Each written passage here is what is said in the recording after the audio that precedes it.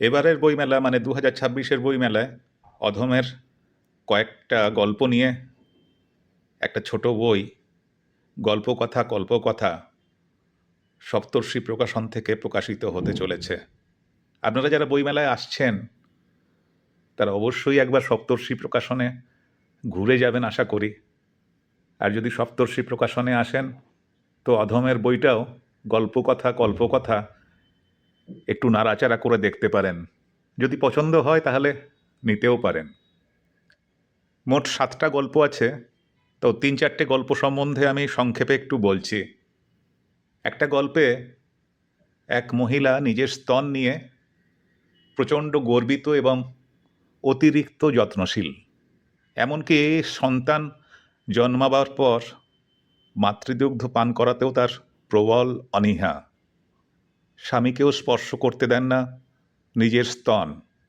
সেই মহিলার মধ্য বয়সে ব্রেস্ট ক্যান্সার ধরা পড়ে। তারপর থেকে স্বামী স্ত্রীর মধ্যে সম্পর্কে টানাপোড়েন নিয়ে এই গল্প। গল্পটা অদ্ভুতভাবে শেষ হয়। আরেকটা গল্পে শহরের এক মেয়ে গ্রামের স্কুলে শিক্ষকতা করতে যান। গ্রামে খোলা আকাশের নিচে হলেও তার স্নানের জায়গা ছিল চারদিক দিয়ে ঘেরা। একদিন স্নান করতে করতে তার মনে হয় কেউ তাকিয়ে আছে। ধীরে ধীরে সেই ভাবনায় সে এক অদ্ভুত ধরনের আত্মরতির স্বাদ পেতে থাকে।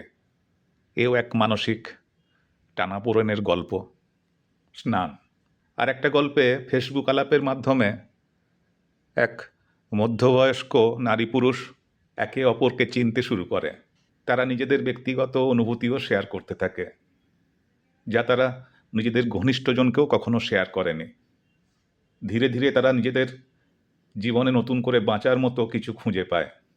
বহুদিনের অনলাইন আলাপের পরে তারা সিদ্ধান্ত নেয় একবার মুখোমুখি দেখা করবার। শর্ত থাকে, দেখার সময় ফেসবুক চ্যাট নিয়ে কোনো কথা হবে না এবং দেখা হবে একবারই। প্রথম দেখায় তারা সংযম দেখায়, কিন্তু বাড়ি ফিরে দুজনেরই মনে হয় আবার দেখা করা দরকার। দেখা করবে না করবে না, এই দ্বন্দ্বে তারা মানসিক টানাপোড়েনের মধ্যে পড়ে যায়। শেষে তারা আর একবার দেখা করবার পরিকল্পনা করে। এরপর তারা আর আদৌ দেখা করবে কিনা জানতে গেলে। আর একটা গল্পে মধ্য 40-এর এক শারীর শিক্ষার শিক্ষক এক আদিবাসী ছাত্রীকে নিয়ে সম্পর্কে জড়িয়ে পড়েন। শিক্ষক প্রথমে এড়িয়ে যেতে চাইলেও সেই মেয়েটি তার প্রতি এতটাই অনুরক্ত হয়ে পড়ে এবং স্যারের স্ত্রী ঘটনাটা জেনে স্যারকে উৎসাহিতও করেন সম্পর্কটাকে সম্মান দেবার জন্যে। স্যারের স্ত্রী কেন চাইলেন যে তার স্বামী অন্য একটা সম্পর্কে জড়িয়ে পড়ুন এবং তার পরিণতিই কী হলো, সেটা জানতে হলেও অবশ্যই পড়তে হবে এই গল্পটি। আসুন, দেখুন, উল্টে দেখুন, ইচ্ছে হলে নিতে পারেন গল্পকথা কল্পকথা।